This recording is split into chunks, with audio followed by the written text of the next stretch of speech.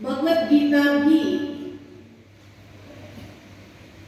मनुष्य के जीवन में अच्छे संस्कारों का सिंचन करते हैं। दूसरा, इसको माता इसीलिए कहा गया कि हर धर्म की ये मां है। हर धर्म अगर इस संसार में आया है तो उसमें जो भी बातें धर्म ग्रंथों में कही गई है, कहीं न कहीं वो गीता से ही ताल्लुक रखती है, गीता से ही उठाई गई है। इसीलिए भगवत गीता सबकी मां हो गई। महाभारत के अंदर जो युद्ध की बातें हैं, आप इस्लाम धर्म में देखेंगे, उन्होंने जिहाद कहा उसको, अच्छाई और बुराई के बीच युद्ध है। तो उसी को ही क्रिश्चियन धर्म में द होली वॉर कहा, जो शैतान और फरिश्तों के बीच में होता है। तो कहीं न कहीं समानता दिखाई गई है जो भगवत गीता से ली गई है, यह महाभारत से लिया गया।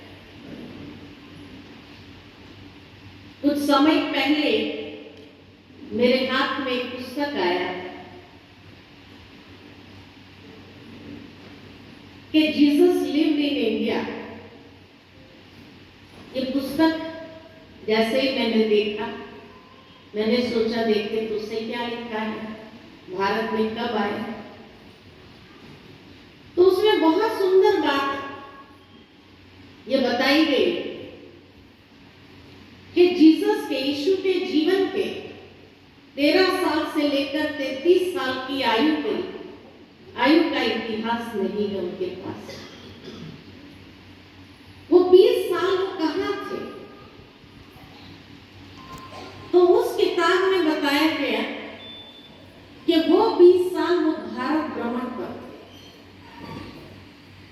और भारत में जहां भी कोई ऋषि मुनियों के आश्रम में जाते थे तो वो उनसे भगवत गीता की चर्चा करते थे।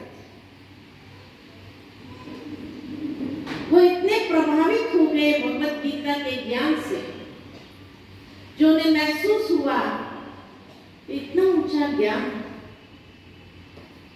ये मुझे अपने समाज वालों को जरूर जाकर के सुनाना चाहिए। इसलिए 33 साल की आयु में वो वापस गए और वहां अपने समाज के लोगों से कहा, मैं आपको कृष्ण नीति सुनाता। भगवत गीता को उसने कहा कृष्ण नीति। जब उनको उच्चारण करना नहीं आया तो उन्होंने कहा क्रिश्चियनिटी। कृष्ण नीति से ही क्रिश्चियनिटी आया है, और इसीलिए वहां के जो धर्म के ठेकेदार थे, जब वो इतनी अच्छी बातें सुनाने लगे तो उन्होंने जाकर के राजा से कहा कि ये व्यक्ति हमारे समाज के लोगों को कृष्ण नीति का ज्ञान सुनाते हुए क्रिश्चियनिटी में परिवर्तन कर देंगे, हिंदू बना देंगे, इसलिए उसको जीने का कोई अधिकार नहीं, उसको सूली पर चढ़ा देना चाहिए। क्योंकि वो भगवत गीता का ज्ञान दे रहा था, इसीलिए उसको सूली पर चढ़ाया गया। वो 20 साल वो भारत में कहां गए, पूरा नक्शा दिखाया, कौन से समय पर कहां गए, उस सब बातें उस किताब के अंदर। और इसीलिए उनको सूली पर चढ़ाया गया, क्योंकि वो कृष्ण नीति सुना था। और आज भी इसीलिए देखा जाता है कि बाइबल के अंदर आपको वही बातें मिलेगी जो भगवत गीता में है। उसके जाने के बाद जब उनके मुख्य अनुयायी थे, उनको कहा गया और उन्होंने क्या सिखाया, आप बताइए। तो जो सबने लिखत में दिया उसी का तो बाइबल बना। तभी कहा कि गीता सबकी माता है। इसी तरह बौद्ध धर्म में महात्मा बुद्ध ने कभी किसी को कोई मूर्ति पूजा की और प्रेरित नहीं किया, लेकिन भगवत गीता के अंदर जो कर्म योग बताया गया है, उसके धर्म पद में जो शास्त्र है उनका, उसमें कर्म योग की ही बातें लिखी गई है। और उसने यही प्रचार किया कि कर्म अच्छे करो, कर्म ही धर्म है, ये बात बताए। जैन धर्म में देखा जाए तो जितनी भी आचरण की धारणा की बातें, ब्रह्मचर्य, अपरिग्रह, अनासक्त वृत्ति, ये सब भगवत गीता से है। तब कहा कि दुनिया का हर धर्म में जो भी उनके धर्म ग्रंथ में बातें लिखी है,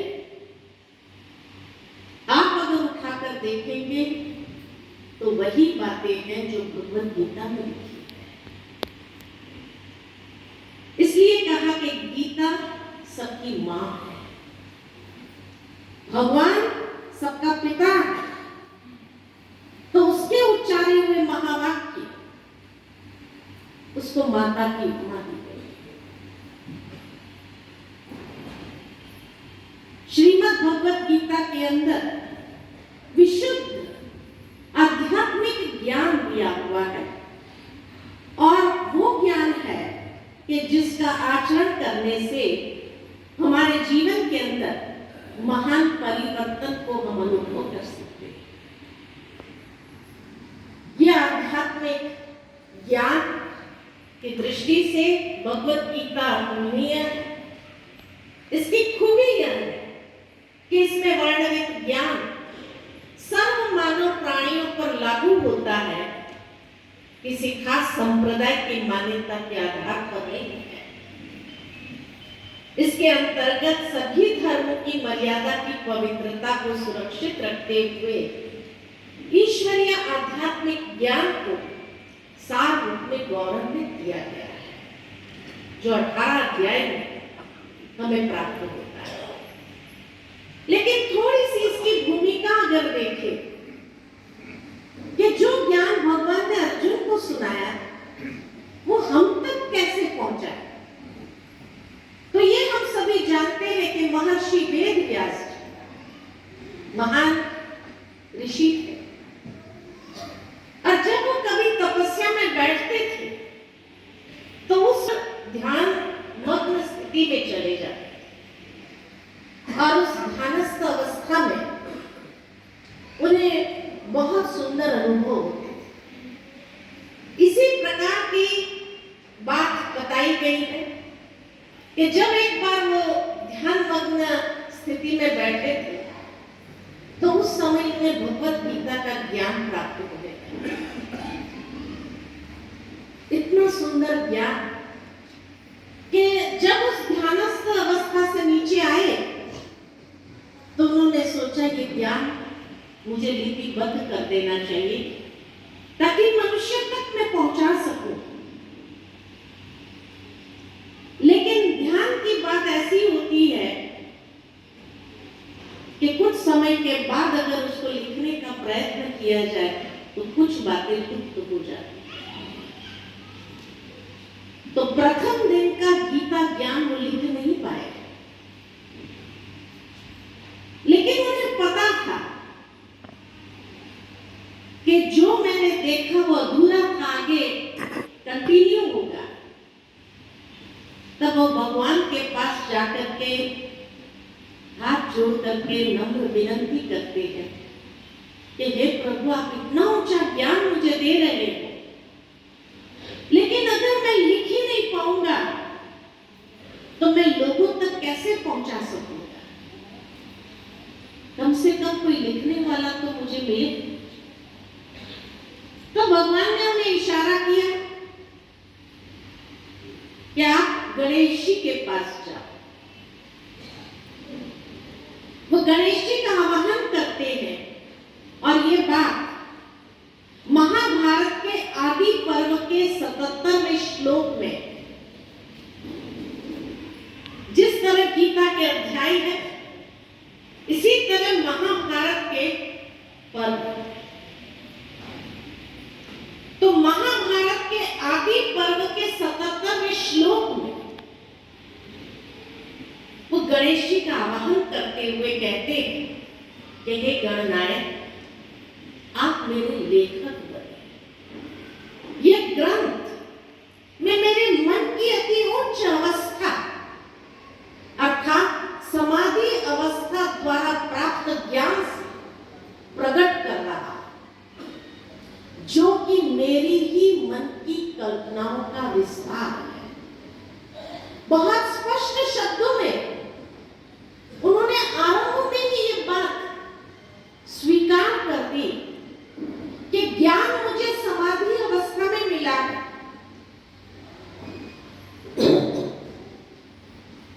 परंतु उस ज्ञान को प्रेजेंट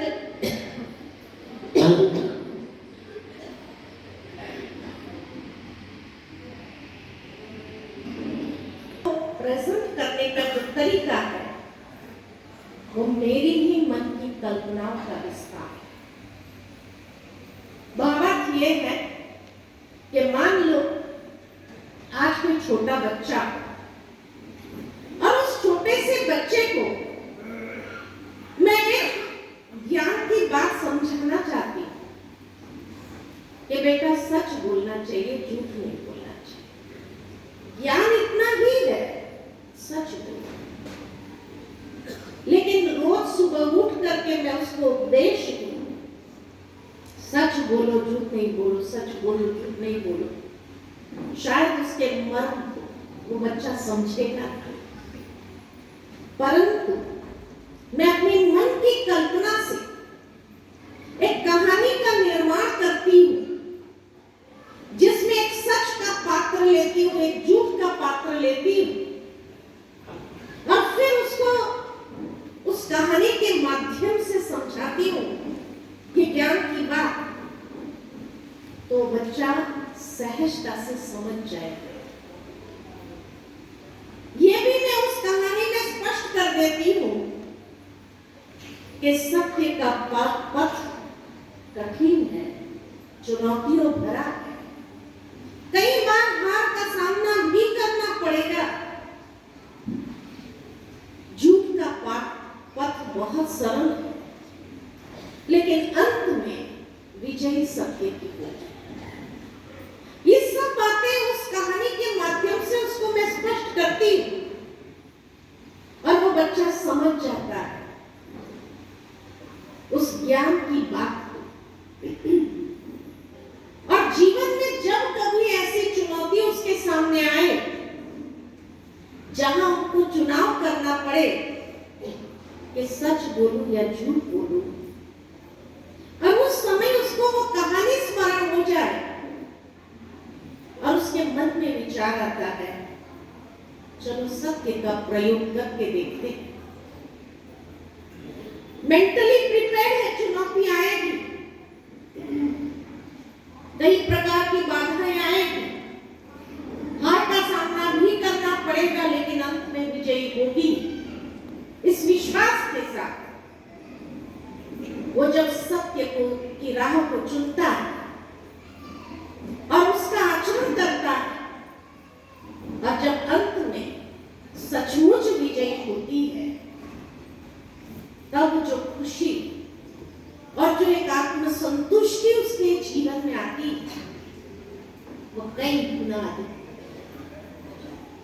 ठीक वही बात महर्षि वेद व्यास जी यहाँ कहना चाहते हैं कि ज्ञान मुझे समाधि अवस्था में मिला, परंतु उस ज्ञान को जो प्रेजेंट किया है वो मेरी मन की कल्पना का विस्तार है। और जब ये बात इतनी बड़ी स्पष्टता से उन्होंने कह दी, गणेश जी का आवाहन किया। तो हम सभी जानते हैं इस बात को कि गणेश जी ने एक शर्त रखी और कहा, मैं इतना तीव्र गति का लेखक हूं, जहां आप रुके मैं उठ के चल दूंगा। आपको निरंतर बोलना होगा। महर्षि वेदव्यास जी के पास भी कोई ऑल्टरनेट नहीं था, इसलिए उसने उस शर्त को मान्य कर लिया। लेकिन उन्होंने भी एक शर्त रखी, और उनकी शर्त क्या रखी?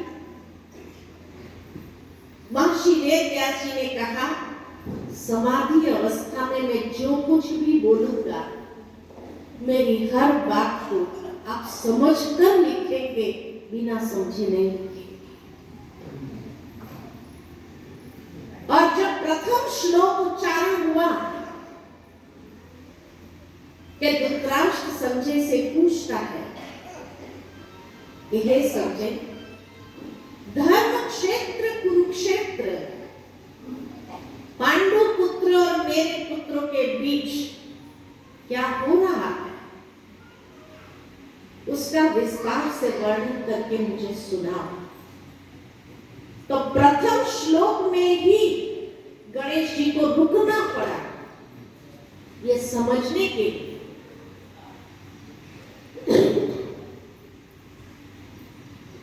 क्या समझने के लिए? पहली बात कि कुरुक्षेत्र को ये विशेषण क्यों जोड़ा गया, उसको धर्म क्षेत्र क्यों कहा गया?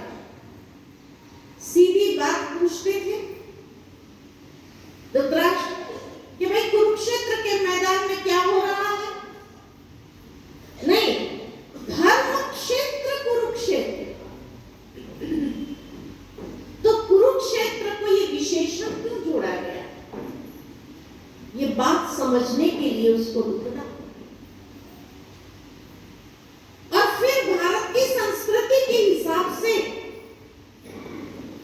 आज से 500 साल पीछे चले जाओ, इतिहास हमको यही बताता है कि भारत की संस्कृति ऐसी थी, जो एक गांव, एक परिवार की रीति से रहता था। मेरे तेरे का भाव नहीं था, लेकिन मिलजुल करके परिवार की भांति रहता था। और यहां एक ही परिवार के लोग हैं, और फिर भी धृतराष्ट्र कह रहे हैं, पांडु पुत्र और मेरे पुत्र,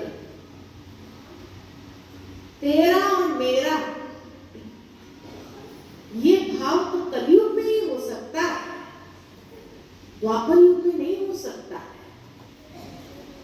कलयुग के आरंभ में भी नहीं हो सकता, आज से 500 साल पहले भी नहीं था। ये तो कलयुग की जब अति धर्मग्लानि के समय की बातें होती तब होता है, जहां एक ही परिवार के अंदर तेरा मेरा, तेरा मेरा, एक ही परिवार में सगे दो भाई होंगे तो भी तेरा मेरा चलता है, ये तेरा है मेरा है। तो आज से 5000 साल पूर्व भारत की संस्कृति में क्या ये तेरे मेरे का भाव था? या ये कहे कि 5000 साल पहले पिछले कल्प की, सतयुग, त्रेता युग, द्वापर युग, कलयुग, तो पिछले कल्प की कलयुग की स्थिति थी, जहां एक ही परिवार के लोग आपस में लड़ रहे हैं। और किस लिए लड़ रहे हैं? 5 गांव मांगे, 5 गांव भी रहने के लिए तैयार नहीं, तो कैसी मेंटालिटी होगी? जो मेंटालिटी का वर्णन किया है, क्या आज वो मेंटालिटी समाज में दिखाई देती है या नहीं दिखाई देती? पूरी रीति से नहीं। इसलिए कहा कि प्रथम श्लोक में ही गणेश जी को रुकना पड़ा। और ऐसे गीता के अंदर कई श्लोक है जहां गणेश जी को कहा जाता है बुद्धि के देवता,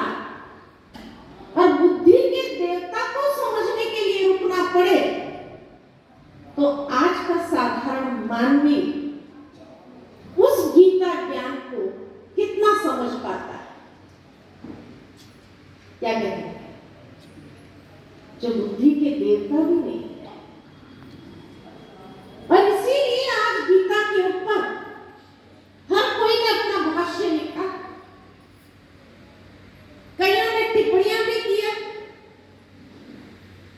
निंदा भी किया, कोई क्या बोल रहा है, कोई क्या बोल रहा है। कारण क्या, गीता की गहराई को भी नहीं समझ पाए।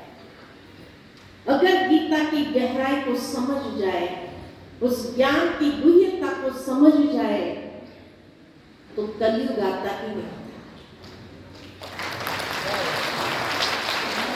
लेकिन नहीं समझे हैं, इसीलिए तो कलयुग आया है। और यही 5000 साल पहले वाली स्थिति प्रैक्टिकल देखने को मिल रही है। श्रीमद् भगवद गीता या महर्षि वेद व्यास, जिसकी मन की कल्पनाओं से ये ग्रंथ की रचना, तो महान इंटेलेक्चुअल होगा महर्षि वेद व्यास, क्योंकि एक ही कथा में उसने हर स्तर के समाधान को देखा। एक व्यक्ति की मनस्थिति का समाधान दिया। अर्जुन के रूप में व्यक्ति की मनस्थिति आज क्या है, उसको दर्शाने का प्रयत्न किया। दूसरा, एक पारिवारिक स्थिति का समाधान भी दिया। पांडव और कौरव एक ही परिवार के लोग, उसमें मतभेद आ गया, उसका समाधान क्या हो सकता है, वो भी भगवत गीता में दिया हुआ। तो सामाजिक स्थिति का समाधान भी भगवत गीता में। महाभारत में ये जो विभिन्न स्थितियां दर्शाई है, एक व्यक्ति की मनोदशा, एक पारिवारिक स्थिति, सामाजिक स्थिति, राष्ट्रीय स्थिति, राष्ट्रीय स्थिति का समाधान भी भगवत गीता, और वैश्विक स्थिति का समाधान भगवत गीता के, जिसको मैनेजमेंट की लैंग्वेज में हम कहते हैं from the micro to the macro level. हर लेवल की समाधान की स्थिति भगवत गीता में दिया। इसलिए कहा महर्षि वेद व्यास जी महान इंटेलेक्चुअल हो,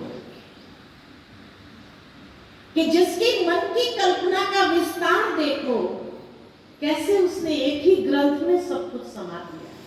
कैसे? जो मनुष्य की मन की स्थिति अर्जुन के रूप में दर्शाई है कि आज प्रत्येक व्यक्ति के जीवन में एक ऐसा चुनौतीपूर्ण दौर से उसको गुजरना पड़ता है कि जब उसे जीवन आसार महसूस होने लगता है और उसके पास कुछ नहीं बचता है, उसका विश्वास टूटने लगता है, उसके मूल्य बिखरने लगते हैं, उसका धैर्य समाप्त होता है, दया की हद खत्म हो जाती है। ऐसे में कुछ लोग तो इन चुनौतियों को पार करके अपने जीवन को सफल कर लेते, और कुछ लोग इसी संघर्ष में अपने जीवन को नष्ट भी कर देते। ठीक वही अर्जुन वाली मनस्थिति। अर्जुन जैसा एक वीर योद्धा जिसने अनेकों युद्ध अकेले हाथ जीते, परंतु महाभारत का समय आया तो इतना दिल शिकस्त हो गया, निराश हो गया, हताश हो गया, उदास हो गया कि शस्त्र छोड़ दिए और भगवान से विनती करने लगा, मुझे ये युद्ध नहीं करना।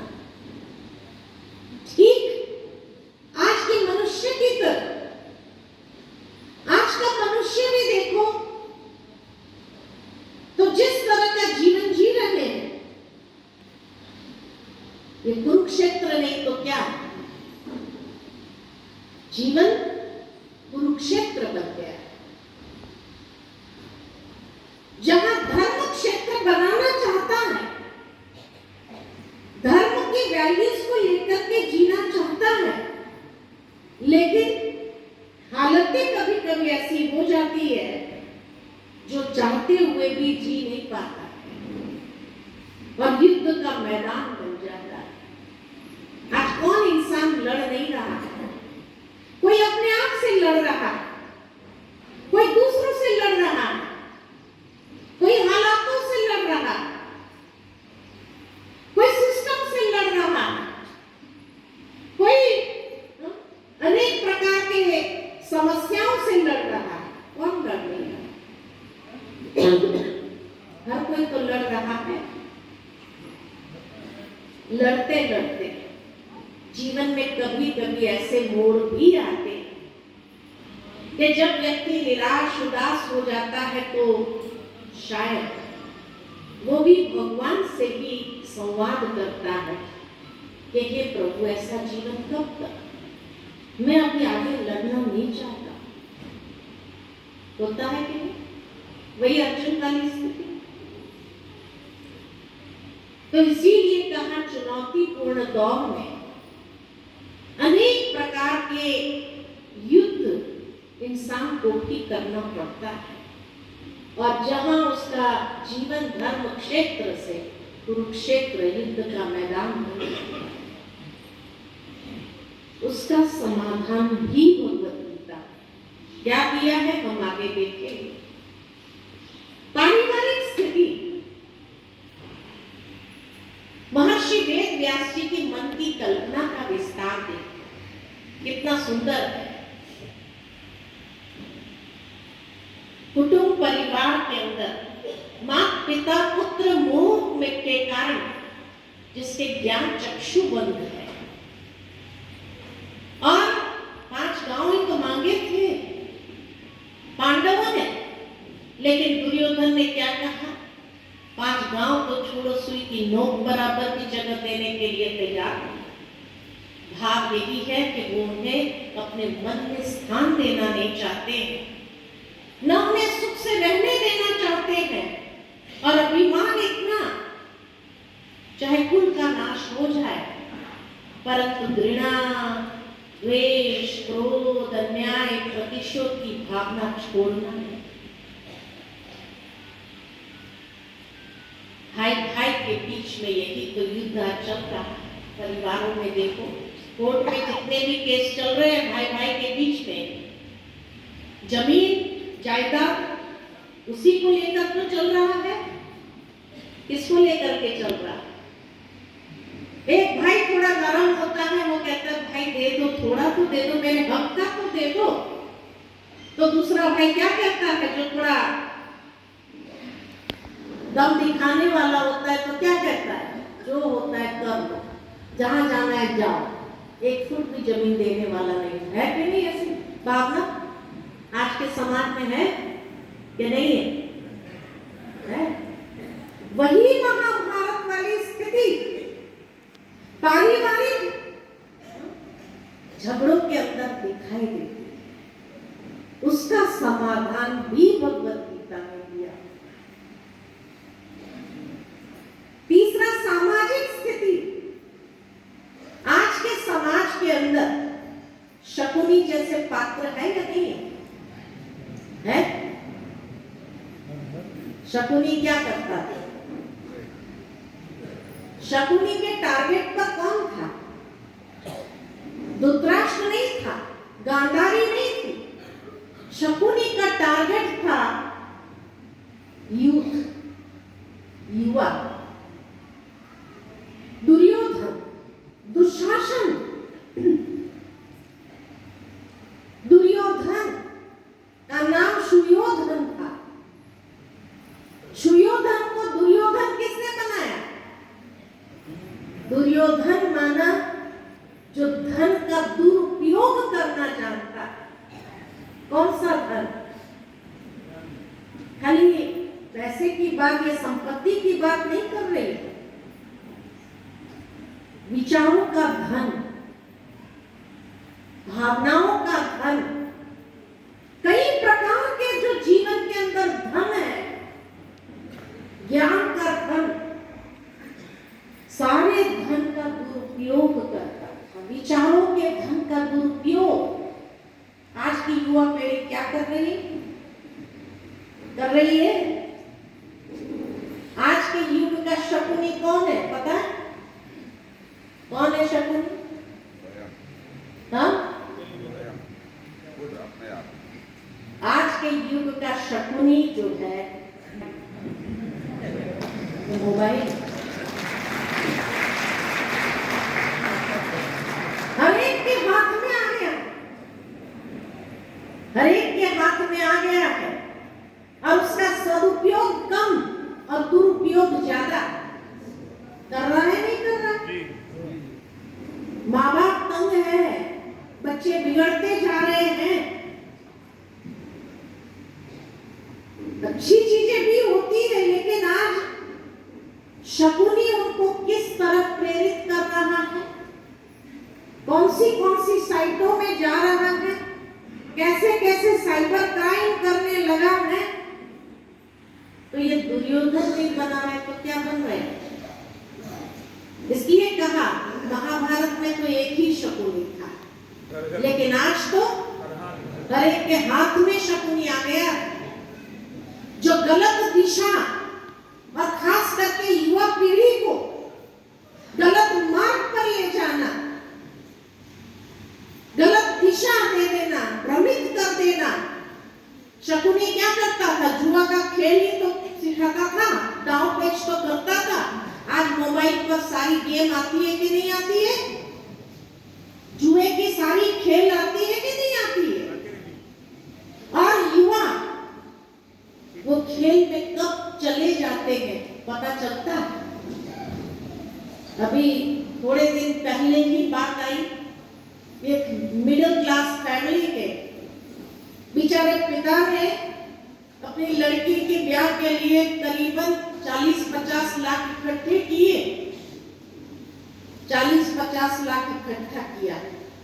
कोविड के कारण बच्चे के हाथ में मोबाइल देना पड़ा, उसमें सारे बैंक अकाउंट और सब कुछ।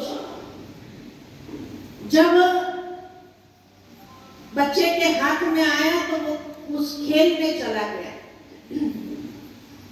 जब पासवर्ड मांगा, उसको मालूम होगा पासवर्ड क्या, या पासवर्ड लॉक नहीं किया होगा, या जो भी होगा, और उसने डाल दिया। उस बच्चे ने, 17 साल के बच्चे, और वो खेल में घुसता गया, बैंक से पैसा कटता गया और 40 लाख कट गया।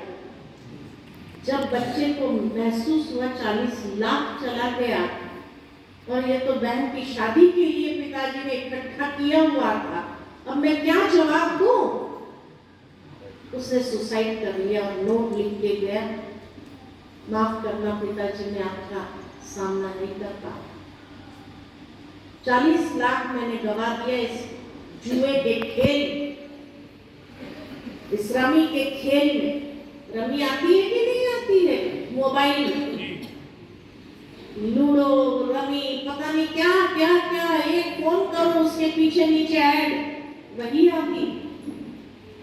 कहीं पर भी आप देखो ऐड आएगी तो रमी की ही आएगी।